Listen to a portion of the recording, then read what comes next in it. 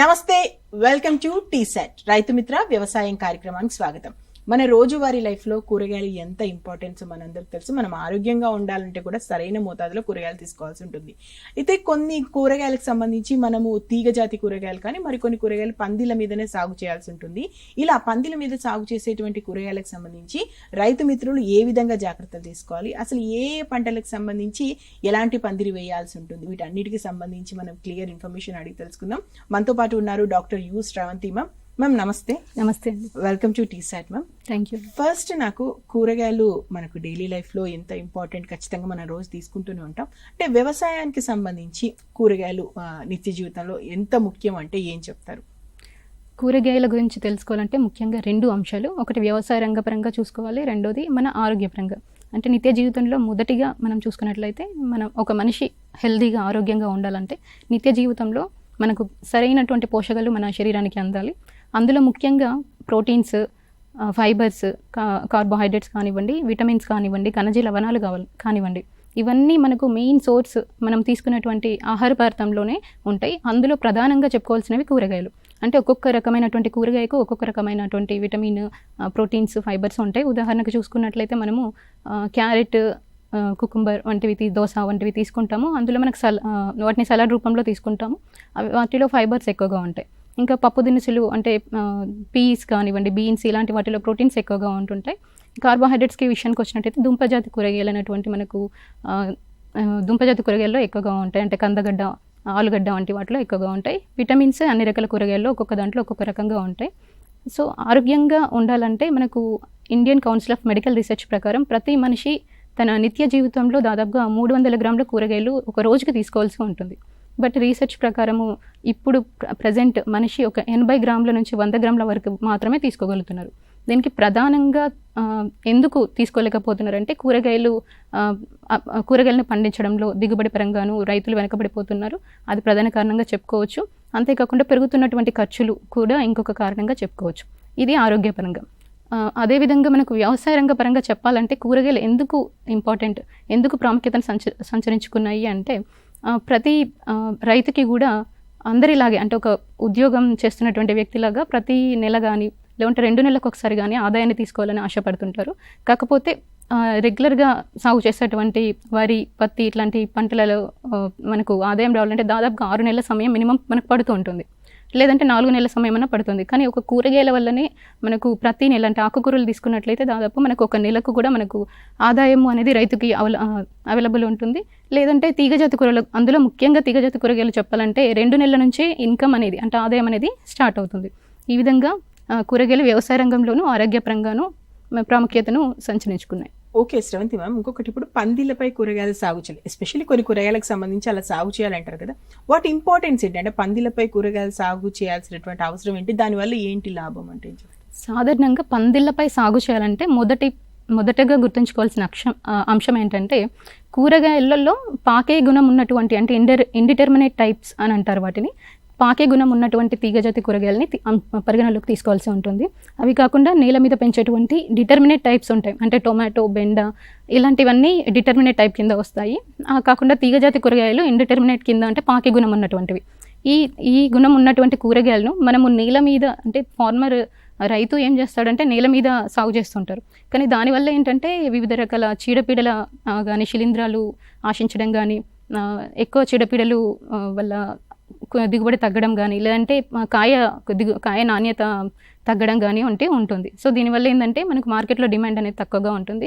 అదే మనం పందిరిలో కనుక కూరగాయలని, పందిరి పైన కనుక తీగజాతి కూరగాయలను మనం సాగు చేసినట్లయితే ప్రతి మొక్కకి కూడా మంచి సరైన గాలి, వెలుతురు, సూర్యరశ్మి తగలడం వల్ల ఏంటంటే దిగుబడి పెరిగే అవకాశం ఉంటుంది.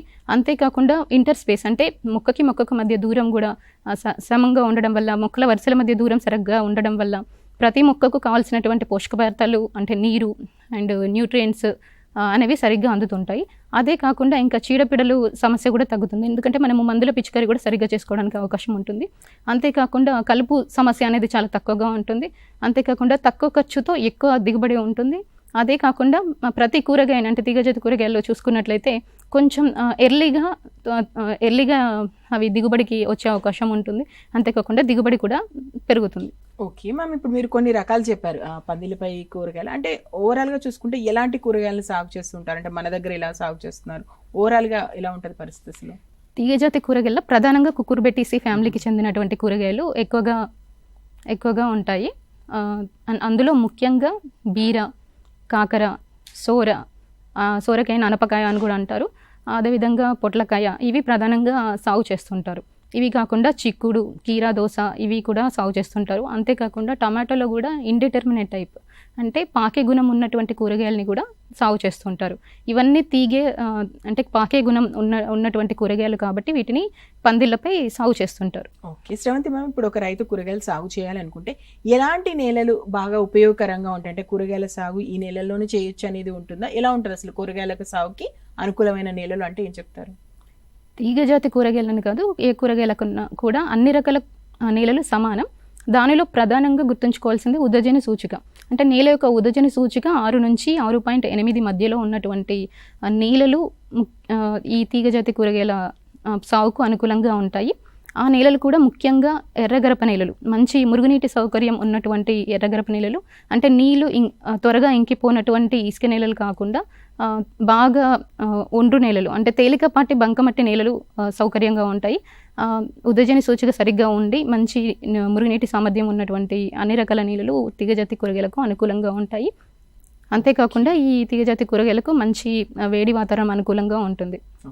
ఓకే మ్యామ్, ఇప్పుడు ఏ కూరగాయలు కదా ఏ పంట సాగు చేయాలో విత్తన మోతాదు అనేది చాలా ముఖ్యము.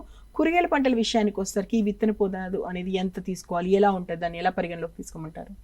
విత్తన మోతాదు అనేది ప్రధానంగా మొక్కకు మధ్య ఎంత దూరాన్ని పాటిస్తున్నాం అనే దాని మీద ఆధారపడి ఉంటుంది. అంటే ఉదాహరణకు చూసుకున్నట్లయితే బీరకాయలో మనము మొక్కల్ని అంటే వేసవిలో ఒక రకంగాను ఖరీఫ్లో ఒక రకంగాను మొక్కల మధ్య దూరం పాటిస్తుంటాము. ఉదాహరణకు వేసవిలో చూసినట్లయితే మొక్కకు మధ్య 1/2 మీటర్ అంటే 0.5 మీటర్ల దూరాన్ని, లేదంటే 0.75 మీటర్ల దూరాన్ని మనము పాటిస్తుంటాం. అదేవిధంగా ఖరీఫ్లో అయితే 0.75 మీటర్ల దూరాన్ని మొక్కకు మధ్య పాటిస్తుంటాము. అదే మొక్కల వరుసల మధ్య వేసవిలో అయితే 1.5 నుంచి 2 మీటర్ల వరకు పాటిస్తుంటారు. అదే ఖరీఫ్లో అయితే మొక్కల వరుసల మధ్య దూరము 2.5 మీటర్ల వరకు కూడా పాటిస్తుంటారు. సో ఈ విధంగా మనం వేసవిలో గనక చూసుకున్నట్లయితే విత్తన మోతాదు అనేది 600 నుంచి 800 గ్రాముల వరకు సరిపోతుంది. అదే హైబ్రిడ్ విత్తనాలు అయితే 500 గ్రాముల వరకు సరిపోతుంది, అంటే 1/2 kg వరకు సరిపోతుంది. అదేవిధంగా విత్తనం యొక్క బరువు అంటే దాని యొక్క సైజుని బట్టి కూడా విత్తన మోతాదు ఆధారపడి ఉంటుంది. ఉదాహరణకు కాకరలో చూసుకున్నట్లయితే మనకు 600 నుంచి 800 గ్రాములు సరిపోదు. కాకరలో చూసుకున్నట్లయితే 1.8 కిలోల నుంచి 2.5 కిలోల వరకు విత్తనం సరిపోతుంది. అదేవిధంగా మనకు సోరకాయలో చూసుకున్నట్లయితే దాదాపుగా 1.2 కిలోల నుంచి 1.6 కిలోల వరకు విత్తనం సరిపోతుంది. అదేవిధంగా కీరదోసలో చూసుకున్నట్లయితే విత్తనం చాలా తేలికగా ఉంటుంది, అంటే దాని యొక్క బరువు చాలా తక్కువగా ఉంటుంది కాబట్టి దాదాపుగా 1 kg వరకు విత్తనం సరిపోతుంది. లేదంటే సంకర రకాలు అయితే 600 కిలోల వరకు విత్తనం సరిపోతుంది. మ్యామ్, ఇప్పుడు పందిళ్ళు అనేసరికి సాధారణంగా రైతులు వాళ్ళ దగ్గర ఆ టైంలో పంట వాళ్ళకి అందుబాటులో ఉన్న దాంతో పందిర్లు వేస్తూ ఉంటారు కదా. అలా కాకుండా శాశ్వత పందిరి కూడా వేసుకోవచ్చు అంటుంటారు కదా. అంటే దాని నిర్మాణం ఏ విధంగా చేపట్టాలి రైతులు? పందిళ్ళు అంటే పురాతన పద్ధతి నుంచి మనకు వాడుకలో ఉంది. అందులో చూసుకున్నట్లయితే రైతులు సాధారణంగా పాత పద్ధతిలో ఏం చేసేవాళ్ళు అంటే కర్ర బొంగులు కానీ వెదురు కర్రలతో కానీ వాళ్ళు కర్రల్ని సమదూరంలో ఏర్పాటు చేసుకొని వరుసల మధ్య మరియు మొక్కల మధ్య దూరాన్ని పాటిస్తూ వెదురు కర్రలను కలుపుతూ సాధారణంగా ఉపయోగించేటువంటి తీగలను ఉపయోగించేవాళ్ళు. కానీ ప్రస్తుతం ఇప్పుడు వచ్చినటువంటి కొత్త హైబ్రిడ్స్ దిగుబడి ఎక్కువగా ఉంటుంది కాబట్టి ఆ వెదురు కర్రలు కానీ ఆగవు. అంటే గాలి బాగా వచ్చినా కూడా, లేదంటే ఏదైనా వర్షపాతం వచ్చినా కూడా అవి డిస్టర్బ్ అయిపోయి మొత్తం కింద పడిపోయి మొత్తం పంట అంతా నష్టపోయే అవకాశం ఎక్కువగా ఉంటుంది.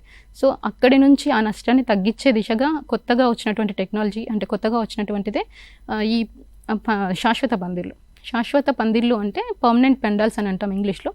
ఈ పర్మనెంట్ పండాల్స్లో ముఖ్యంగా ఏంటంటే స్తంభాలు అంటే టెంపరీగా ఉండేటువంటి కర్రలు కాకుండా పర్మనెంట్గా ఉండేటువంటి రాతి స్తంభాలు కానీ, లేదంటే తక్కువ ఖర్చుతో అయ్యేటువంటి సిమెంట్ పోల్స్ని ఎక్కువగా ఉపయోగిస్తుంటారు.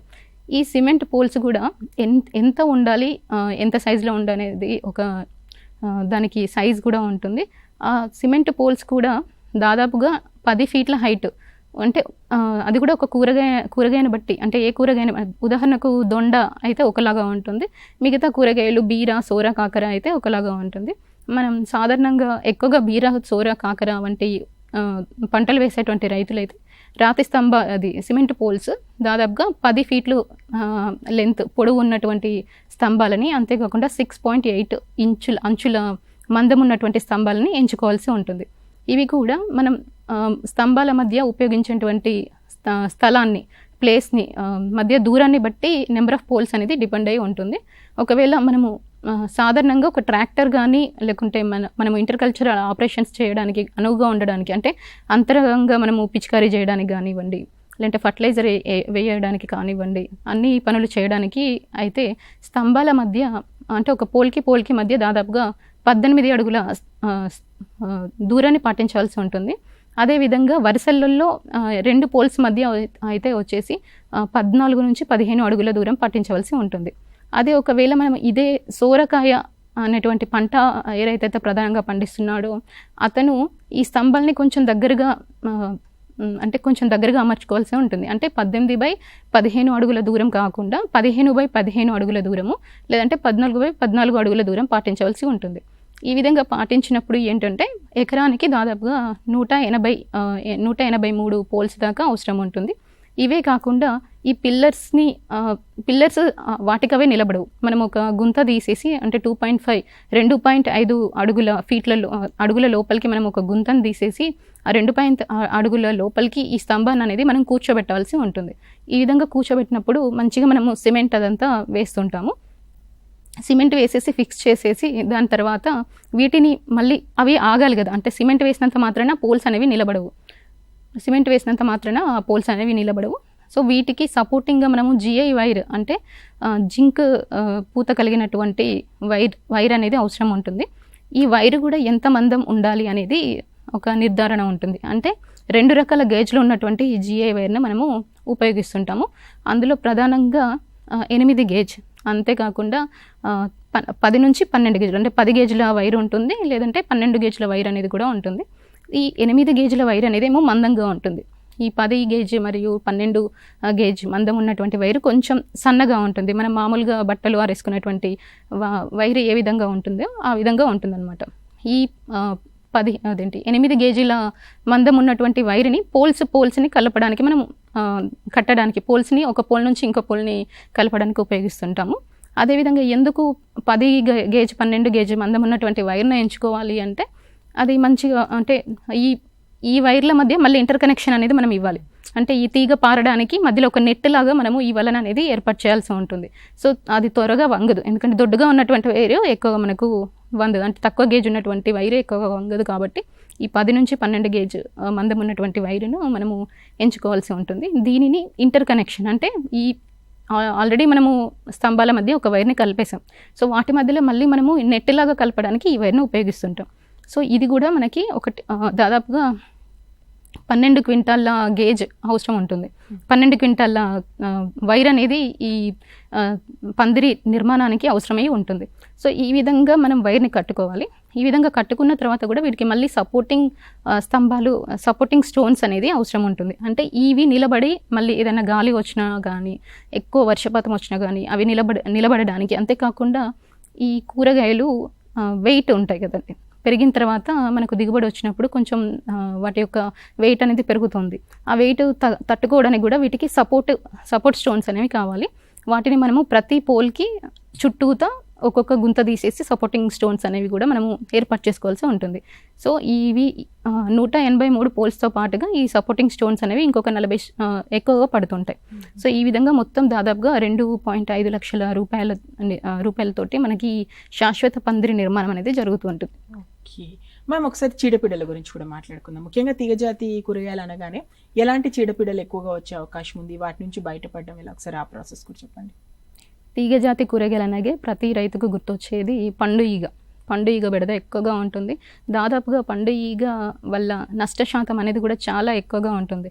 ఒకసారి వచ్చినట్లయితే దాదాపుగా కరెక్ట్గా అది కాయ మీద అటాక్ చేస్తుంటుంది, కాబట్టి కాయ నాణ్యత అనేది పడిపోతుంటుంది. ముఖ్యంగా ఈ పండు ఈగ పురుగులు ఏం చేస్తాయంటే పూత సమయంలోనే పువ్వు మీదకి చేరేసి గుడ్లు పెడతాయి.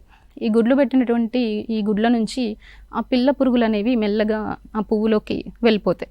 వెళ్ళిపోయినాక పిందె ఫామ్ అయ్యే టైంలో లోపలికి వెళ్ళిపోయి ఎప్పుడైతే కాయ పెరుగుతుందో పెరుగుదల దశలో లోపలికి చేరి ఆ పిల్ల పురుగులు అనేవి తింటూ ఉంటాయి. దీనివల్ల ఏంటంటే కాయలు చిన్నగా నల్లగా మారిపోవడము, అంటే బ్రౌన్ కలర్లోకి మారిపోవడము, లేదంటే ఒక గంట ఆకారంలో ఏర్పడడం, ఇవి ప్రధానంగా మనం గుర్తుపట్టవచ్చు. అంటే ఫ్రూట్ ఫ్లై ఈ పండుగ వల్ల ఇలా అవుతుంది అనేది మనం గుర్తుపట్టవచ్చు. దానివల్ల ఏంటంటే కాయ నాణ్యత అని పడిపోతుంది. అంటే సాధారణంగా మార్కెట్లో మనం ఏం చేస్తుంటాము, స్ట్రైట్గా ఉన్నటువంటి కూరగాయలని మాత్రమే, అంటే బీరకాయ లెంత్ అంటే సరిగ్గా పొడుగ్గా ఉన్నటువంటి కూరగాయలని మాత్రమే ఎంచుకుంటారు వినియోగదారులు. అలా ఉండకుండా దాని యొక్క షేప్ అనేది మారిపోతుంది, అంతేకాకుండా కలర్ కూడా మారిపోతుంది. అంతేకాకుండా కాయ పూర్తిగా ఎదగక ముందే పింద అనేది రాలిపోతుంది, అంతేకాకుండా పువ్వు కూడా రాలిపోతుంది. ఈ విధంగా పండు ఈగ చాలా నష్టాన్ని కలుగజేస్తుంది. సో ఈ పండు ఈగని మొదట్లోనే మనము అంటే రాకముందే అరికట్టాలంటే ముందుగా మనము ఎరలను ఏర్పాటు చేసుకోవాలి. మిథైల్ యూజినాల్ ఎరలు, ఇవి మనము ఇంట్లోనే తయారు చేసుకోవచ్చు. అంటే దానికి కావాల్సినటువంటి కెమికల్ మిథైల్ యూజినాల్ని రైతులు తీసుకొచ్చుకొని ఫర్టిలైజర్ షాప్ నుండి తీసుకొచ్చుకొని అది ఒక 100 ml అంటే 100 ml 100 ml పంచదారను కలిపేసి 10 లీటర్ల నీటిలో కలిపి అక్కడక్కడ ఒక 10 ఎరలను మనము ఒక ఎకరంలో ఒక 10 ఎరలను కనుక ఏర్పాటు చేసుకున్నట్లయితే ఈ పండు ఈగ అనేది ఆకర్షించబడి అందులో పడి చనిపోతుంది. ఈ విధంగా పాయిజన్ బైట్స్ అనేవి మనం ఏర్పాటు చేసుకోవాలి. ఈ విధంగా మనం పండు ఈగని నివారించుకోవచ్చు. ఇది కాకుండా ఎక్కువగా మనకు గుర్తొచ్చేది గుమ్మడి పెంకు పురుగులు. ఈ పురుగులు ఏం చేస్తాయి అంటే మనకు ఆకులలో ఆకు పై పొర కింద చేరి గుడ్లు పెడతాయి. అంతేకాకుండా ఈ పురుగులు అనేవి ఆకులని తింటూ ఉంటాయి. దీనివల్ల కూడా నష్టశాతం అనేది ఎక్కువగా జరుగుతుంది. ఈ పిల్ల పురుగుల నుంచి తల్లి పురుగుల నుంచి కాపాడడానికి మనము రైతులు థయోడిగార్బ్ అనే మందు దొరుకుతుంది. ఈ థయోడిగార్బ్ అనే మందుని 1 గ్రాము 1 లీటర్ నీటి కలుపుకొని పిచికారీ చేసుకున్నట్లయితే ఈ గుమ్మడి పెంకు పురుగుల్ని కూడా మనము దీని నుండి కూడా మనము రైతులు పంటను కాపాడుకోవడానికి కనీసం ఒకవేళ వచ్చిన తర్వాత మేనేజ్ చేయడానికి అవకాశం ఉంటుంది. దీని తర్వాత గొంగలి పురుగు, పొట్ల ఆకు పురుగు అంటారు. ఈ గొంగలి ఆకు పురుగు కూడా ఆకుల మీద చేరేసి బాగా నష్టశాతాన్ని కలుగజేస్తుంది. ఒక్కసారి వచ్చిందంటే మొత్తం పంట మొత్తం డ్యామేజ్ చేస్తుంది. సో ఈ గుమ్మడి పొట్ల ఆకు పురుగుని కూడా నివారించడానికి ఇలాంటి మేనేజ్ చేయడానికి మనము సేమ్ అదే మందు థయోడిగార్బ్ 1 గ్రాము లీటర్ నీటికి కానీ, లేదంటే నోవల్యూరాన్ అని దొరుకుతుంది 1 ml లీటర్ నీటికి కలుపుకొని కానీ పిచికారీ చేసుకున్నట్లయితే ఈ పురుగుల్ని కూడా మనం నివారించుకోవచ్చు. ఇవి కాకుండా జనరల్గా రసం పీల్చే పురుగులు వస్తుంటాయి. అంటే దాంట్లో ముఖ్యంగా వైట్ ఫ్లై అండి, అంటే తెల్లదోమ ఎక్కువగా వస్తుంటుంది. ఈ తెల్లదోమ దాదాపుగా వేసవిలో దాని యొక్క తీవ్రత అనేది ఎక్కువగా ఉంటుంది. ఈ తెల్లదోమ వల్ల వైరస్ తెగుళ్ళు ఎక్కువగా బీరలో ఆశిస్తుంటాయి. ఈ తెల్లదోమని ముందుగా మనము నివారించడానికి డైమిథోయేట్ 2 ml లీటర్ నీటికి కానీ కలుపుకొని పిచికారీ చేసుకున్నట్లయితే ఆ తెల్లదోమను కూడా మనము నివారించుకోవడానికి అవకాశం ఉంటుంది. ఒకవేళ ఉధృతి ఎక్కువగా ఉంటే పైరిఫాక్సిఫెన్ 10% ఈసీ అనే మందు దొరుకుతుంది. ఇది 1.5 ml లీటర్ నీటికి కలుపుకొని రైతులు పిచికారీ చేసుకున్నట్లయితే తెల్లదోమను కూడా నివారించుకోవడానికి అవకాశం ఉంటుంది. ఓకే శ్రీవంతి మ్యామ్, మరి ఓకే చీడపీడలు ఇలా ఉంటాయి, తెగులు పరిస్థితి ఎలా ఉంటుంది? అంటే ముఖ్యంగా ఈ తీగజాతి కూరగాయలకు సంబంధించి తెగులు ఎలా వస్తుంది, దాని నివారణకి ఏ విధంగా చేయాలి, ముందస్తు చర్యల దాని ప్రాసెస్ కూడా ఒకసారి చెప్పండి. తీగజాతి కూరగాయలు అంటేనే ముందుగా రైతులకు గుర్తొచ్చేది తెగుళ్ళు. అన్ని రకాల తెగుళ్ళ సమస్యలు ఉంటాయి. అందులో ముఖ్యంగా ఫ్యూజేరియం వేరుకుళ్ళు తెగులు కానివ్వండి, లేదంటే బూజు తెగులు కానివ్వండి, బూడిద తెగులు కానివ్వండి, లేకుంటే ఆంథ్రాక్నోస్ పక్షికన్ను తెగులు, ఈ విధంగా వివిధ రకాల తెగుళ్ళ సమస్యలు ఉంటాయి. ముఖ్యంగా మొజాయిక్ తెగులు వల్ల దాదాపుగా పంట 80% నుంచి 100% వరకు కూడా నష్టశాతం అనేది ఉంటుంది. ఈ మొజాయిక్ తెగులు ఎక్కువగా మనకు వాహకాల ద్వారా వస్తుంటుంది. అందులో ముఖ్యంగా పేనుబంక ద్వారా కూడా చెప్పుకోవచ్చు. సో మొజాయిక్ వైరస్ తెగుల్ని ముందుగా రాకముందే మనం నివారించుకోవాలి. ఒకసారి ఇది వచ్చిందంటే మనము దాన్ని నివారించడం కష్టం. అందుకే మనకు దీనికి వాహకాలు అయినటువంటి పురుగుల్ని నివారించుకోవడానికి మనం మిథైల్ డెమెటాన్ 2 ml లీటర్ నీటికి కలుపుకొని పిచికారీ చేసుకున్నట్లయితే ఆ పురుగుని మనం నివారించుకోవచ్చు. లేదంటే ఈ వైరస్ ఒకవేళ స్టార్టింగ్లోనే రైతులు మంచిగా గుర్తుపట్టినట్లయితే ఈ మొజాయిక్ సిమ్టమ్స్ ఉన్నటువంటి ఆకులను గుర్తించే మొక్కను ముందుగానే మనం గుర్తుపట్టినట్లయితే ఆ వైరస్ ఉన్నటువంటి మొక్కను పొలంలో నుంచి పీకి వేసేసి దూరంగా తీసుకువెళ్ళి పడేయకుండా కాల్చివేయాలి. కంప్లీట్గా కాల్చివేసేసి, అంతేకాకుండా మొక్కను ఎక్కడైతే మనం పీకేసామో ఆ పీకినటువంటి ప్లేస్లో కాపర్ ఆక్సిక్లోరైడ్ కానీ ఇతర తెగుళ్ళ మందులు కానీ 3 గ్రాములు లీటర్ నీటికి కలుపుకొని మంచిగా ఆ ప్లేస్ అంతా తడిచేలాగా పోసుకోవాలి. పోసుకున్నట్లయితే అక్కడి నుంచి ఆ శిలీంధ్రము వేరేటువంటి మొక్కలకు పాకకుండా వ్యాపించకుండా మనము నివారించుకోవడానికి అవకాశం ఉంటుంది. ఇది కాకుండా వేరుకుళ్ళు తెగులు సమస్య ఉంటుంది, ఫ్యూజరియం వేరుకుళ్ళు తెగులు. ఈ సమస్యని ఎండు తెగులు అని కూడా అంటారు. రైతులు సాధారణంగా ఎండు తెగులు అని పిలుస్తుంటారు. బీరలో సాధారణంగా ఎక్కువగా చూస్తుంటాం మనము. ఆ బీరలో ఏంటంటే ఒకేసారిగా షాక్ గురైనట్టుగా మొక్క చచ్చిపోతుంటుంది. ఈ రోజు వరకు పచ్చగా ఉన్నటువంటి మొక్క ఒక 1.5 డే 1.5 రోజు తర్వాత సడన్గా చనిపోతుంటుంది. దీనికి కారణం ఈ వేరుకుళ్ళు తెగులు, దీన్ని ఎండాకు తెగులు అని కూడా అంటారు. ఈ సమస్య రాకుండా ఉండడానికి కూడా తెగులు మందు కాపర్ ఆక్సిక్లోరైడ్ 3 గ్రాములు లీటర్ నీటికి కలుపుకొని వేర్లు మంచిగా తడిచేలాగా పోసుకోవాలి. స్టార్టింగ్లోనే పోసుకోవాలి. ఒకసారి వ్యాపించిన తర్వాత దాన్ని మేనేజ్ చేయడం కష్టంగా ఉంటుంది. ఇది కాకుండా బూజు తెగులు సమస్య ఉంటుంది. ఈ బూజు తెగులు వచ్చినప్పుడు ఏంటంటే ఆకుల మీద మనకు పసుపు రంగు మచ్చలు ఏర్పడుతుంటాయి. దాని ఆకుల అడుగు భాగాన వచ్చేసి తెల్లటి బూజు లాంటి పదార్థం ఏర్పడుతుంది. ఇది మనము కొంచెం ఖరీఫ్లో ఎక్కువగా చూస్తుంటాము. ఎందుకంటే కొంచెం తేమ ఉన్నటువంటి ప్రదేశంలో ఈ బూజు తెగులు అనేది ఎక్కువగా వస్తుంది. తేమతో మబ్బుతో కూడినటువంటి వాతావరణంలో ఇది ఎక్కువగా వస్తుంటుంది. ఈ బూజు తెగులు నివారణకు కూడా మనము తెగుళ్ళ మందులైనటువంటి మ్యాంకోజెబ్ మరియు రెడోమిల్ ఇట్లాంటి మందుల్ని ఉపయోగించుకున్నట్లయితే బూజు తెగుల్ని కూడా రైతు మేనేజ్ చేయడానికి అవకాశం ఉంటుంది. ఇది కాకుండా బూడిద తెగులు కూడా ఏంటంటే చూస్తేనే మనం గుర్తుపట్టవచ్చు. ఆకుల పైన తెల్లని పొడి వంటి పదార్థం ఏర్పడుతుంటుంది. ఈ పొడి వంటి పదార్థం ఏర్పడిన తర్వాత ఆకులు మెల్లమెల్లగా అవి మాడిపోయి రాలిపోతూ ఉంటాయి. ఈ బూడిద తెగులు నివారణకు కూడా ట్రైడిమార్ఫ్ అనేటువంటి మందుని పిచికారీ చేసుకున్నట్లయితే రైతులు బూడిద తెగుల నుంచి కూడా రక్షించుకోవచ్చు. అది కాకుండా ఇంకా పక్షికన్ను తెగులు రెగ్యులర్గా మనకు కనిపిస్తుంటుంది. ప్రతి కూరగాయ పంట మీద కూడా కనిపిస్తుంటుంది. దీన్నే పక్షికన్ను తెగులు అని కూడా అంటారు. ఆకుల మీద గుండ్రటి మచ్చలు ఏర్పడతాయి. దాని చుట్టూరా గోధుమ రంగు వలయాల్లాగా ఏర్పడుతుంటాయి. ఈ పక్షికన్ను తెగులు నివారణకు కూడా తెగుళ్ళ మందులు అంటే కాపర్ ఆక్సిక్లోరైడ్ కానివ్వండి, థయోడికార్బ్ కానివ్వండి, మ్యాంకోజెబ్ ఇలాంటి మందులు ఉపయోగించినట్లయితే కార్బెండిజం 1 గ్రాము లీటర్ నీటికి కలిపి పిచికారీ చేసుకున్నా కూడా ఈ పక్షికన్ను తెగులు కూడా నివారించుకోవచ్చు. ఈ విధంగా వివిధ రకాల తెగుళ్ళ సమస్య నుండి రైతులు పంటను కాపాడుకుంటే.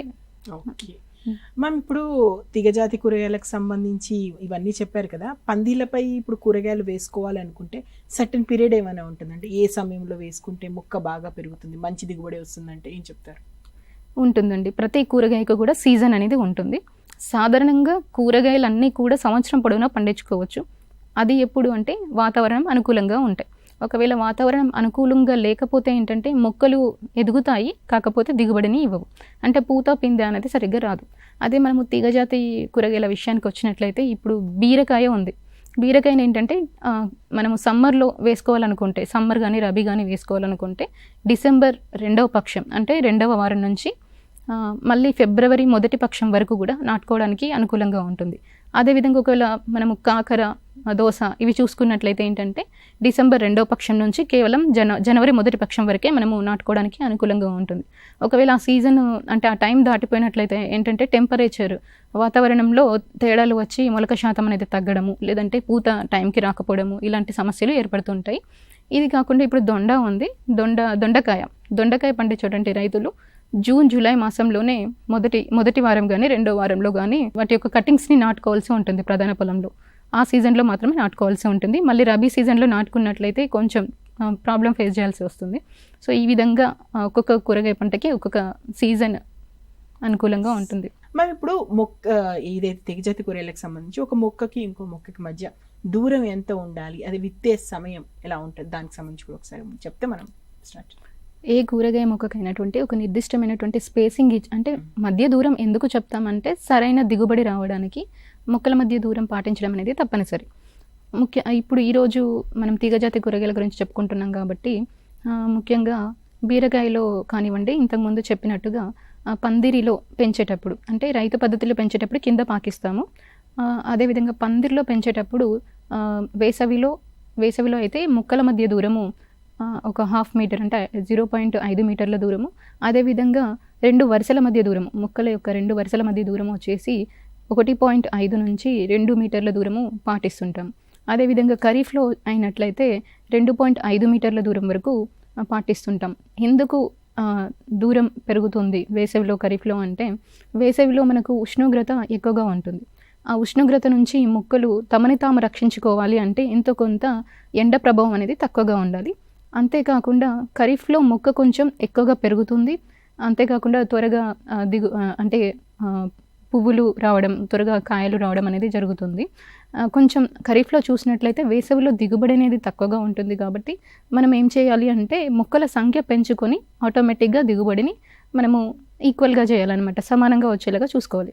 అందుకని ఒక రకంగా వాతావరణాన్ని అనుకూలం చేయడానికి, అదేవిధంగా మనము దిగుబడిని కూడా ఎంత కావాలో అంత తెప్పించడానికి ఈ స్పేసింగ్ అనేది, అంటే మొక్కల మధ్య దూరం అనేది పాటించాలి. అదేవిధంగా సోరకాయలో చూసుకున్నట్లయితే మొక్కల మధ్య దూరము 1.5 నుంచి 2 మీటర్ల దూరము వేసవిలో, అదేవిధంగా ఖరీఫ్లో చూసినట్లయితే 3 మీటర్ల దూరం అనేది పాటించాలి. ఎందుకంటే సోరకాయలో దిగుబడి చాలా ఎక్కువగా వస్తుంది ఖరీఫ్లో, అంటే వానాకాలంలో కొంచెం ఎక్కువగా వస్తుంది. అదేవిధంగా కాకరలో చూసినట్లయితే 2 మీటర్ల నుంచి 0.5 మీటర్లు మొక్కల మధ్య దూరం పాటించాలి. ఖరీఫ్లో చూసుకున్నట్లయితే 2.5 మీటర్లు, మరియు అదేవిధంగా మొక్కల మధ్య దూరం వచ్చేసి 0.75 మీటర్ల దూరం అని పాటించాల్సి ఉంటుంది.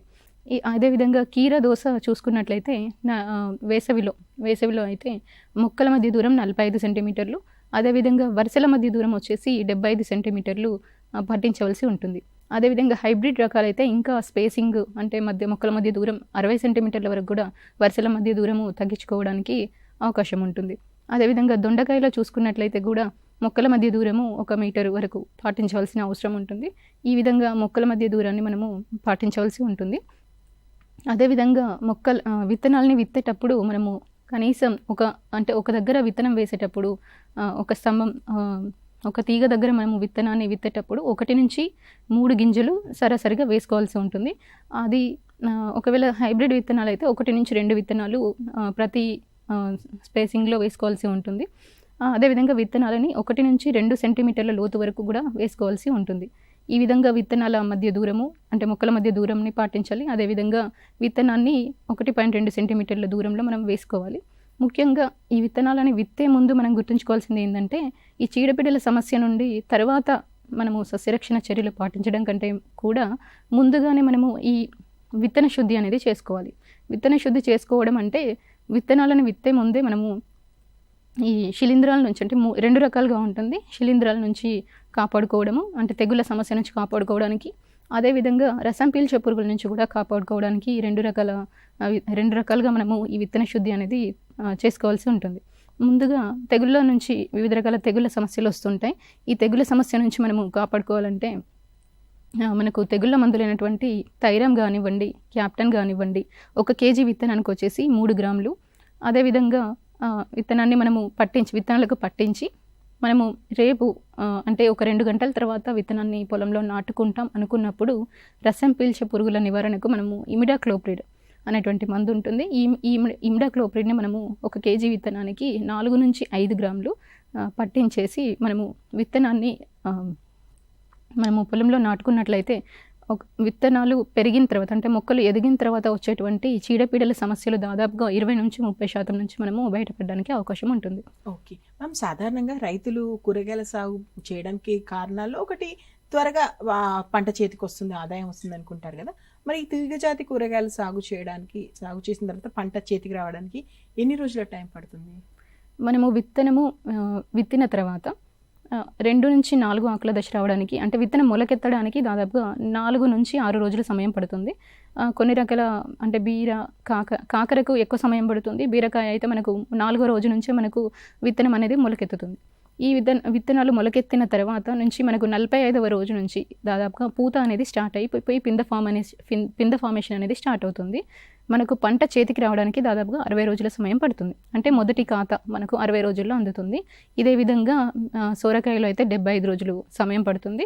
మనకు దొండకాయలో చూసుకున్నట్లయితే 3 నుంచి 4 నెలలు పందిరి మొత్తం అల్లుకోవడానికి సమయం పడుతుంది. అదేవిధంగా మనము బోడకాకర చూసుకున్నా కూడా మొక్కలు పెరగడానికే దాదాపుగా చాలా సమయం పడుతుంది. దాదాపు మొదటి సంవత్సరం అంతా మొక్క పెరగడానికి సరిపోతుంది. అంటే మొదటి సంవత్సరం వేసుకున్నటువంటి రైతులకు దిగుబడి తక్కువగా వస్తుంది. 2వ సంవత్సరం నుంచి దాంట్లో దిగుబడి చాలా ఎక్కువగా ఉంటుంది. మనము కీరదోసలో చూసుకున్నట్లయితే కూడా కీరదోసలో కూడా మనకు 65వ రోజు నుంచి మనకు మొదటి ఖాతా అనేది వస్తుంటుంది. ఈ విధంగా మొక్కలు 60 నుంచి 65 మరియు 75 రోజుల నుంచి ఖాతా అనేది స్టార్ట్ అవుతుంది. కాకరలో చూసుకున్నట్లయితే కొంచెం సమయం ఎక్కువగా పడుతుంది. అంటే దాదాపు 80 రోజులు, 75వ రోజు నుంచి మనం వేసేటువంటి రకాన్ని బట్టి, అంటే హైబ్రిడ్ విత్తనాలు అయితే 75వ రోజు నుంచి మనకు మొదటి ఖాతా అనేది మొదలవుతుంది. కొన్ని లోకల్ వెరైటీస్ అయితే మాత్రము 90 రోజుల సమయం కూడా పడుతుంది. 85 నుంచి 95 రోజుల సమయం కూడా పడుతుంది. ఓకే, శ్రీమతిమా, మీరు ఎంతసేపటి నుంచి చెప్తున్నారు పందిళ్ళకు సంబంధించి, పందిళ్ళపై కూరగాయలు సాగు చేయడం వల్ల చాలా లాభాలు అయితే ఉన్నాయి. మరి ఇన్ని లాభాలు ఉన్నప్పటికీ రైతులు ఎందుకు ముందుకొచ్చి పందిళ్ళపై కూరగాయలు సాగు చేయట్లేదు? అంటే అవాంతరాలు ఏమున్నాయంటారు వాళ్ళ మధ్య? రైతులకు ఈ పందిళ్ళపై సాగు అనేది కొత్త విషయం ఏం కాదు, పాత విషయమే. ముందుగా రైతులు ముందుకు రాకపోవడానికి ముఖ్య కారణం ఏంటంటే దాని మీద సరైన అవగాహన అనేది లేకపోవడము. అంటే దాని గురించి ఎలాంటి లాభాలు ఉన్నాయి అనేది ముందుగా తెలవని అంశం, అది ఒకటి. అవేర్నెస్ అనేది లేకపోవడం వాళ్ళకు, అంటే దీన్ని వేసుకోవడం వల్ల ఇన్ని లాభాలు ఉంటాయి అనే విషయం తెలియదు. రెండవ విషయం వచ్చేసి ఖర్చు. మొదటగా అంటే మనం శాశ్వత పందిళ్ళు ఏర్పరచుకోవడానికి కనీసం 2.5 లక్షల ఖర్చు అనేది అవుతుంది ఒక ఎకరానికి. దీనికి హార్టికల్చర్ డిపార్ట్మెంట్ వాళ్ళు ఆర్కేవీవై ప్రాజెక్ట్ కింద, ఈజీఎస్ కింద డిఫరెంట్ స్కీమ్స్లో కూడా సబ్సిడీ వివరాలు అనేవి ఉన్నాయి. ఈ సబ్సిడీ వివరాలు అనేవి రైతులకు తెలియవు. వాళ్ళు స్వయంగా డిపార్ట్మెంట్కి వెళ్ళి కనుక్కోవడం కానీ, లేదంటే కొన్ని ప్రకటనలో చూసి కానీ తెలుసుకోవాల్సిందే తప్ప స్వయంగా వాళ్ళకు తెలియకపోయినా కూడా ఈ శాశ్వత పందిళ్ళ నిర్మాణం అమ్మో ఇంత ఖర్చు అనేసి వాళ్ళు ముందుగానే భయపడుతుంటారు. సో అంటే ఇప్పుడు ప్రజెంట్ హార్టికల్చర్ డిపార్ట్మెంట్ కింద కూడా శాశ్వత పందిళ్ళకి ఇప్పటికీ కూడా ఎకరానికి 50,000 రూపాయల సబ్సిడీ అనేది ఉంది. సో దీని ద్వారా ఏంటంటే వాళ్ళకు సగం ఖర్చు సబ్సిడీ కింద వెళ్ళిపోతుంది. ఇదొక అంశము, అంటే ఖర్చు ఎక్కువ అవుతుందని భయపడడం. దీనికి ఒక ఉదాహరణగా చూసుకున్నట్లయితే రైతులు ఖర్చు విషయంలో బాధపడాల్సిన అవసరం ఉండదు. మనం ఫర్ ఎగ్జాంపుల్ ఉదాహరణకు బీరకాయలలోనే చూసుకుందాం. ఎకరానికి దాదాపుగా మనకు ఒక రోజుకు మనకు ఖాతా అనేది, అంటే దిగుబడి అనేది 2 క్వింటాల వరకే వేసుకుందాం. అదేవిధంగా మనం పంట మొత్తం పూర్తయ్యే వరకు కనీసం ఒక 10 నుంచి 15 క్వింటాల దిగుబడి వచ్చినా కూడా మనకు మార్కెట్లో సాధారణంగా బీరకి ఎంత ఉంటుంది రేటు? 30 నుంచి 40 రూపాయలు సాధారణంగా ఉంటుంది. ఆ విధంగా చూసుకున్నా కూడా మనకి ఎంత, దాదాపు అట్లీస్ట్ 20 రూపాయల వరకు మనకు అమ్ముడుపోతుంది. అంటే కాయ మంచిగా ఉండి నాణ్యత ఉంటే కనీసం 20 రూపాయల రేట్ అనేది వస్తుంది. ఆ విధంగా చూసుకున్నట్టయితే కనీసం 4 లక్షల రూపాయల ఆదాయం అనేది వస్తుంది. అంటే కేవలం మొదటి సంవత్సరం మాత్రమే ఈ 2.5 లక్షల వరకు ఖర్చు అవుతుంది. ఈ ఖర్చు వెళ్ళిపోయినా కూడా దాదాపుగా రైతుకి ఒకటే సీజన్లో ఏమవుతుంది, 2 లక్షల ఆదాయం, అంటే అట్లీస్ట్ ఒక 1 lakh ఆదాయం, 1 లక్ష రూపాయల ఆదాయం అనేది కూడా వస్తుంది.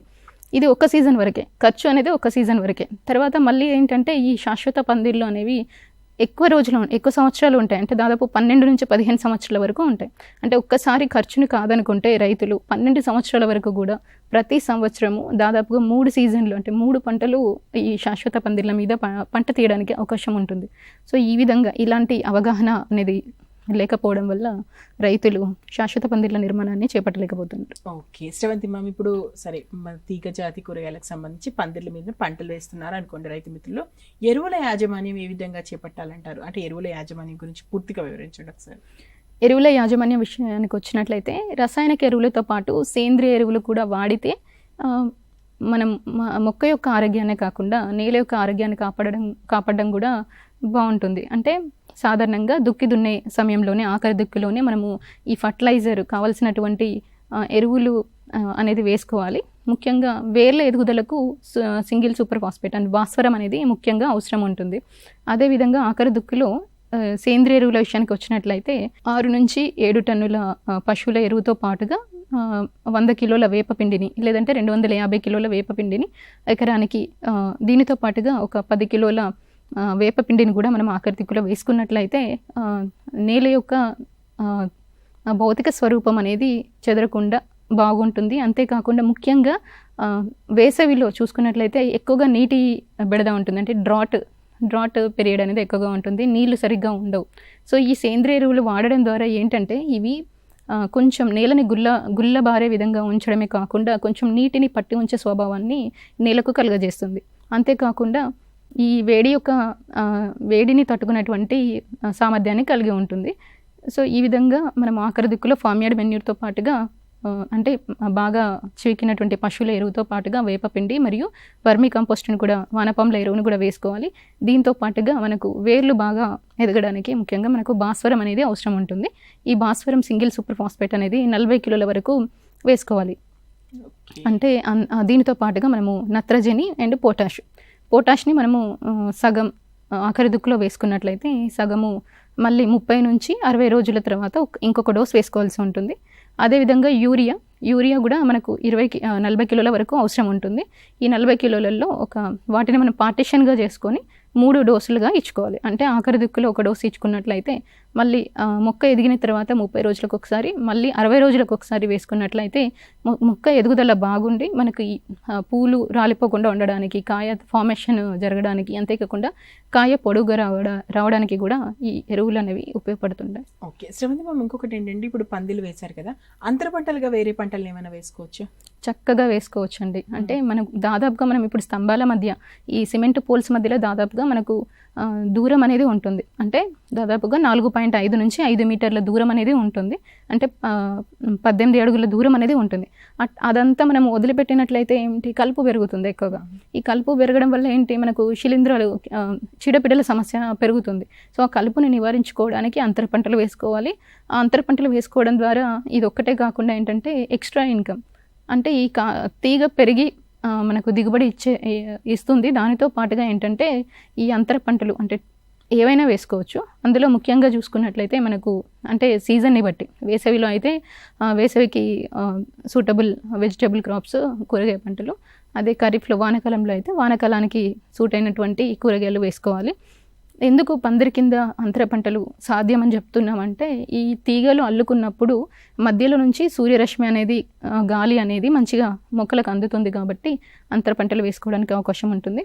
మనం వేసవిలో చూసుకున్నట్లయితే టమాటా, వంకాయ, మిరప, అంతేకాకుండా దోస, మన తినే దోస ఉంటుంది కదండి, తినే దోస కానివ్వండి, లేదంటే ఇతర ఆకుకూరలు. మనం శీతాకాలంలో అయితే కొత్తిమీర, పాలకూర ఇలాంటివి, అదే వేసవిలో అయితే తోటకూర, లేదంటే మెంతి, ఇలాంటివి, గోంగూర, ఇలాంటి ఆకుకూరల్ని కూడా మనం పండించుకోవచ్చు.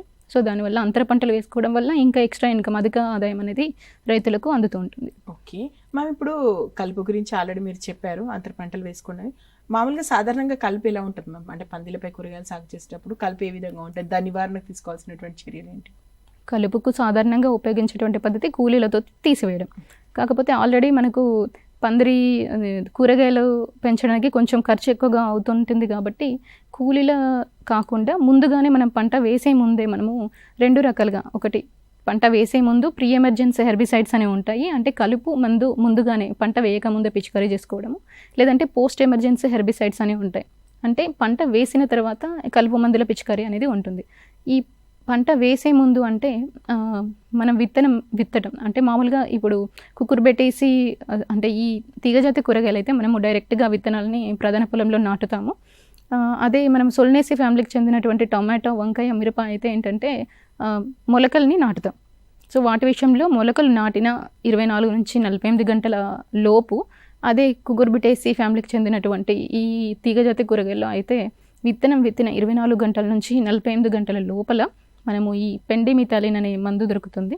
ఈ పెండిమిథాలిన్ అనేటువంటి మందుని 1.2 లీటర్లు 200 లీటర్ల నీటికి కలుపుకొని 1 ఎకరానికి పిచికారీ చేసుకున్నట్లయితే ఈ కలుపు అనేది నివారించుకోవచ్చు. కాకపోతే రైతు సోదరులు ముఖ్యంగా గుర్తుంచుకోవాల్సింది ఏంటంటే ఈ కలుపు మందు ఏదైనా కానివ్వండి, పోస్ట్ ఎమర్జెన్సీ అయినా కానివ్వండి, ఈ ప్రీ ఎమర్జెన్సీ కానివ్వండి, కలుపు మందు పిచికారీ చేసినప్పుడు ఖచ్చితంగా నేల తడిగా ఉండేటట్టు చూసుకోవాలి, లేదంటే మందు పనిచేయదు. ఈ విషయాన్ని ఈ రైతు సోదరులు గమనించి పిచికారీ చేసుకోవాలి. పోస్ట్ ఎమర్జెన్సీ కింద మనకు మెట్రిబ్యూజిన్ అనేటువంటి మందు ఉంటుంది. ఇది ప్రీ ఎమర్జెన్సీగా గాను, పోస్ట్ ఎమర్జెన్సీగా గాను, అంటే కలుపు అంటే పంట వేయక ముందు కానీ, పంట వేసిన తర్వాత కానీ, 15 నుంచి 20 రోజుల తర్వాత కానీ మనము ఈ మందును కూడా ఉపయోగించుకోవచ్చు. మ్యామ్, ఇది తీగజాతి కూరగాయలకు సంబంధించి హార్మోన్ల వాడకం గురించి కూడా చెప్పండి మ్యామ్. అంటే ఎలా ఉంటుంది ఏంటని? తీగజాతి కూరగాయల్లో మనకు పూత, పింద అనేది, పూత రాలడము, పింద రాలడం సమస్య చాలా ఎక్కువగా ఉంటుంది. అంటే కుకురుబిటేసి ఫ్యామిలీకి చెందినటువంటి ఈ తీగజాతి కూరగాయల్లో ముఖ్యంగా మనకు మగ పుష్పాలు, ఆడపుష్పాలు ఒకే తీగ పైన ఏర్పడుతుంటాయి. ఆడపుష్పాలు ఏర్పడినప్పుడు మాత్రమే మనకు పింద కట్టేసి కాయ అనేది ఫార్మేషన్ జరుగుతుంది. సో ఈ మనకు సమ్మర్లో, ఖరీఫ్లో ప్రాబ్లం ఎక్కువగా ఉండదు. కాకపోతే వేసవిలో చూసుకున్నట్లయితే ఉష్ణోగ్రతలు ఎక్కువగా ఉన్నప్పుడు మగపూల సంఖ్య అనేది ఎక్కువగా వస్తుంటుంది. ఈ మగపూల సంఖ్య ఎక్కువగా రాకుండా ఉండడానికి మనము ఇథరిల్ అనేటువంటి హార్మోన్, ఈ ఇథరిల్ హార్మోన్ని 2.5 ml 10 లీటర్ల నీటికి కలుపుకొని పిచికారీ చేసుకున్నట్లయితే ఈ ఆడపూల సంఖ్య పెరుగుతుంది. అదేవిధంగా మొక్కలు అదే గింజలు నాటిన 15వ రోజు కానీ, లేదంటే 15వ రోజు అనేది రైతులు గుర్తుంచుకోలేకపోతే 2 నుంచి 4 ఆకుల దశలో ఈ తీగ అనేది ఉన్నప్పుడు ఖచ్చితంగా బొరాక్స్ 2 నుంచి 3 గ్రాములు లీటర్ నీటికి కలుపుకొని కానీ పిచికారీ చేసుకోవాలి. అదేవిధంగా వీటితో పాటుగా మనకు సైకోసిల్ సిసిసి అంటాము, అది కూడా 250 గ్రాములు, లేదంటే మాలిక హైడ్రోజైడ్ అనేది దొరుకుతుంది, అది కూడా 50 గ్రాములు 10 లీటర్ల నీటి కలుపుకొని కానీ పిచికారీ చేసుకున్నట్లయితే మనకు ఈ ఆడపూల సంఖ్య అనేది పెరుగుతుంది. ఇది కాకుండా మనకు ఈ పువ్వులు రాలిపోవడము, పిందెలు రాలిపోవడం అనే సమస్య రైతుల్లో ఎక్కువగా ఉంటుంది తీగజాతి పంటల్లో. సో ఈ సమస్య నుంచి బయటపడడానికి ప్లానోఫిక్స్ అనేటువంటి మందు 4.5 ml లీటర్ నీటికి 10 లీటర్ల నీటికి కలుపుకొని పిచికారీ చేసుకున్నట్లయితే కూడా ఈ పిందె రాలేటువంటి సమస్యను తగ్గించుకోవచ్చు. ఓకే మ్యామ్, ఇప్పుడు మరి ఉందైతే వేసవి కాలంలో ఉన్నాం కాబట్టి వేసవి కాలంలో ఎలాంటి జాగ్రత్తలు తీసుకోవాలంటే కూరగాయల సాగుకు సంబంధించి ఎలాంటి పద్ధతులు పాటించాలి, ఒకసారి ఆ విషయాలు కొంచెం. వేసవిలో సాధారణంగా ప్రధాన సమస్య ఏంటి, ఎలాంటి జాగ్రత్తలు పాటించాలంటే సమస్య ఏంటి దాన్ని బట్టి యాజమాన్య పద్ధతులు మనము దానికి పరిష్కరించడానికి అట్లాంటి యాజమాన్య పద్ధతులను మనం ఎంచుకోవాలి. వేసవిలో ప్రధాన సమస్య ఏంటి, వేడి ఎక్కువగా ఉండడము, ఉష్ణోగ్రత ఎక్కువగా ఉండడము, నీటి ఎద్దడి అనే వంటి సమస్య ఎక్కువగా ఉండడము. ఇంకొకటి ఆల్రెడీ మనకు వాటర్ ప్రాబ్లం ఉంటుంది, దానితో పాటుగా కలుపు సమస్య ఎక్కువగా బాధిస్తుంటుంది. దీనితో పాటుగా మనకు ఈ తెగుళ్ళ సమస్య ఎక్కువగా ఉంటుంది. సో ఈ మెయిన్గా ఈ సమస్యల ఆధారంగా వేసవిలో మనము మొదటగా గుర్తుంచుకోవాల్సింది ఏంటంటే చీడపీడల్ని ముందుగానే నివారించుకోవాలంటే ప్రధానంగా రైతులు చేయవలసింది ఏంటంటే లోతైన దుక్కులు వేసవిలో దున్నుకోవాలి. ఈ విధంగా లోతైన దుక్కులు దున్నుకున్నప్పుడు ఈ మట్టి ద్వారా వ్యాపించేటువంటి శిలీంధ్రాలు బయటపడి వేడికి ఎక్స్పోజ్ అయినప్పుడు అవి చనిపోవడానికి అవకాశం ఉంటుంది. అదే కాకుండా వేసవిలో మొక్కల మధ్య దూరం అనేది తగ్గించుకోవాలి. మొక్కల మధ్య దూరం తగ్గించుకున్నప్పుడు ఏంటంటే వేడి తాపము వడగాలులని తట్టుకునేటువంటి కొంచెం మనకు ఉపయోగకరంగా ఉంటుంది. అదేవిధంగా నీటి ఎద్దడి సమస్య ఉన్నప్పుడు ఏంటంటే మనము నీటి వినియోగ సామర్థ్యాన్ని పెంచాలి. నీటి వినియోగ సామర్థ్యం సాధారణంగా కాలువల ద్వారా పెంచినప్పుడు నీరు ఇచ్చినప్పుడు కుదరదు. ఈ నీటి వినియోగ సామర్థ్యానికి పెంచడానికి ముఖ్యంగా పాటించవలసింది బిందు సేద్యం పద్ధతి, అంటే డ్రిప్ ఇరిగేషన్ అంటాము. ఈ డ్రిప్ ఇరిగేషన్ని పాటించినప్పుడు నీటి వినియోగ సామర్థ్యం అనేది 90 నుంచి 100% వరకు పెరుగుతూ ఉంటుంది. ఇంకొకటి గుర్తుంచుకోవాల్సింది ఏంటంటే ఆల్రెడీ ఉన్నటువంటి భూమిలో ఉన్నటువంటి నీరు ఎక్కువగా ఆవిరైపోకుండా ఉండడానికి మల్చింగ్ అనేటువంటి పద్ధతిని పాటించాలి. ఈ మల్చింగ్లో కూడా వివిధ రకాలుగా ఉంటాయి. అందులో కొంతమంది రైతులు పాడిస్ట్రా అనేటువంటి ఎండు ఆకులు కానీ పాడిస్ట్రా కానీ వేస్తూ ఉంటారు. దాంతోపాటుగా ఇప్పుడు కొత్తగా పాటించేది ఏంటంటే ప్లాస్టిక్ మల్చింగ్ అనేటువంటి పద్ధతిని పాటిస్తున్నారు. ఈ ప్లాస్టిక్ మల్చింగ్ని 2 రకాలుగా, ఒకటి చీడపీడల నుంచి కాపాడుకోవడానికి ఏంటంటే దానికి సిల్వర్ అండ్ బ్లాక్ 2 వైపులా 2 కలర్స్ ఉంటాయి. ఆ మల్చిని మనము సిల్వర్ వైపు వేసుకున్నప్పుడు, అంటే వెండి కలర్ వైపు వేసుకున్నప్పుడు ఏంటంటే రసం పీల్చే పురుగులు కొంచెం షైనింగ్ ఉండడం వల్ల దాని యొక్క బెడద కొంచెం తగ్గుతుంది. అదేవిధంగా మనము బ్లాక్ వైపు వేసుకున్నప్పుడు ఏంటంటే ఈ నీళ్లు వేడిని క్రియేట్ చేసి భూమిలో ఉన్నటువంటి శిలీంధ్రాలను చంపడమే కాకుండా ఈ నీళ్లు ఎక్కువగా ఆవిరైపోకుండా భూమిలో ఉన్నటువంటి తేమ శాతము కాపాడడానికి ఉపయోగపడుతుంది.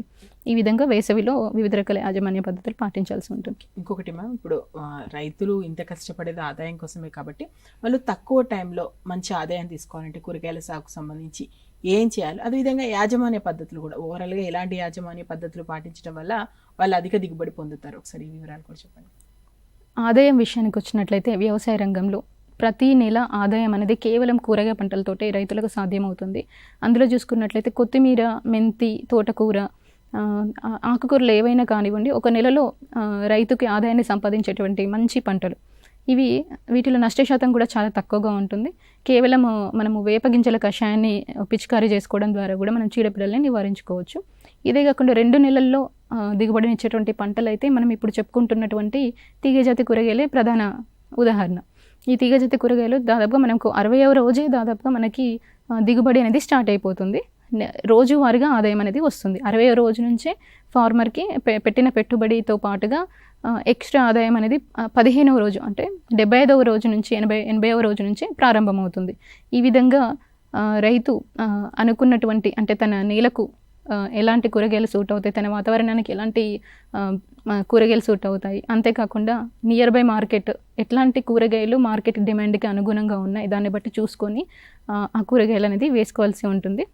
ఇంతేకాకుండా పందిరి కూరగాయల ఇంకొక అంశము మనం గుర్తుంచుకోవాల్సింది, ఎప్పుడైతే రైతు ఈ తీగజాతి కూరగాయలని నేల మీద పాకిస్తుంటాడు కాయ నాణ్యత అనేది ఆటోమేటిక్గా తగ్గుతుంది. ఇప్పుడు మనం చూసుకున్నట్లయితే సోరకాయ కానివ్వండి, బీరకాయ కానివ్వండి, ఏంటంటే వాటి యొక్క పొడుగు ఎంత మంచిగా ఉంటే మనకు మార్కెట్లో డిమాండ్ అనేది ఎక్కువగా ఉంటుంది. అదే మనం నేల మీద పాకించినప్పుడు ఏమవుతుందంటే ఆ కాయ పొడుగ్గా పెరగకుండా మనకు భూమికి గురుత్వాకర్షణ శక్తి అనేది ఉంటుంది కదా, సో దానివల్ల ఏంటంటే కాయ పొడుగ్గా కాకుండా అడ్డంగా పెరుగుతుంది. అంటే సోరకాయ కానీ ఈ బీరకాయ కానీ అడ్డంగా పెరిగినప్పుడు ఏంటంటే కాయ నాణ్యత అనేది బాగుండదు, చూడడానికి ఎంపుగా ఉండదు. దానివల్ల ఏంటంటే మార్కెట్లో డిమాండ్ ఉండదు. ఎప్పుడైతే మనం పందిరి మీద ఈ కూరగాయలని పాకిస్తుంటామో ఆ పాకిచ్చినప్పుడు ఏంటంటే కాయ పొడుగ్గా పెరగడానికి అవకాశం ఉంటుంది. దానికి గుడ్ ఎగ్జాంపుల్ పొట్లకాయ మనం పందిరి మీద పాకించగలుగుతాం, నేల మీద పాకించినప్పుడు అది అంత పొడుగ్గా పెరగదు. పందిరి మీద పాకించినాక ఒక 2 నుంచి 3 ఇంచుల పొడవు పెరగగానే దానికి చిన్న గులక రాయిని కడతామన్నమాట.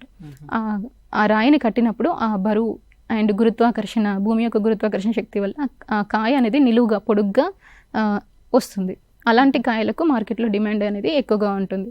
సో ఈ విధంగా రైతులు నష్టపోకుండా ఉండడానికి అవకాశం ఉంటుంది. ఓకే మ్యామ్, ఫైనల్గా ఒకసారి చెప్పండి, అంటే రైతు మిత్రులు తీగజాతి కూరగాయల సాగు విషయంలో వాళ్ళు ఏమైనా తప్పిదాలు చేస్తున్నారా, ఏ విధంగా మార్చుకోవాల్సి ఉంటుంది, ఎలాంటి యాజమాన్య పద్ధతులు పాటించాలి, ఏం చేయడం ద్వారా అధిక దిగుబడి పొందగలుగుతారు? ఫైనల్గా మా రైతు మిత్రులకి రైతులు తీగజాతి కూరగాయలు పండించేటప్పుడు ముఖ్యంగా గుర్తుంచుకోవాల్సింది స్తంభాల మధ్య దూరాన్ని కరెక్ట్గా ఎంచుకోవాలి. ఎందుకంటే మనం ఒక సీజన్లో పంట వేసే ముందు, ఇప్పుడు రాతి స్తంభాలు వేసే ముందు ఏంటంటే ఈ సిమెంట్ పోల్స్ వేసే ముందు నీళ్ళని సమానంగా దున్నుకోవాలి.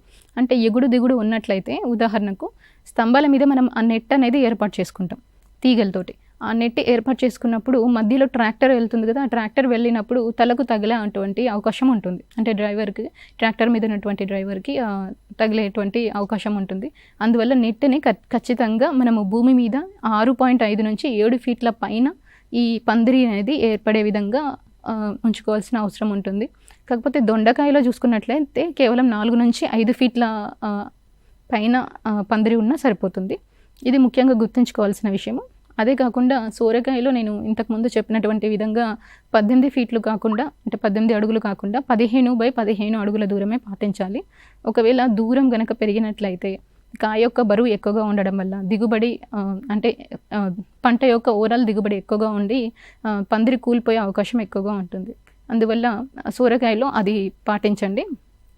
రెండోది ఏంటంటే ఖచ్చితంగా డ్రిప్ అనేది పెట్టుకోండి. డ్రిప్ అనేది పెట్టుకోవడం ద్వారా ఏంటంటే మనకు ఈ నీటి వినియోగ సామర్థ్యమే కాకుండా ఫర్టిలైజర్ కూడా మనం నేరుగా మొక్కలకు అందించడానికి అవకాశం ఉంటుంది. ఈ డ్రిప్ పాటించేటప్పుడు మనము ఈ ఎరువుల వినియోగం, అంటే మనము స్ప్లిట్ డోసెస్ చెప్పాము, 3 స్ప్లిట్ డోసెస్లో ఈ నత్రజని, భాస్వరము, పొటాషియం ఇవ్వవలసి ఉంటుంది.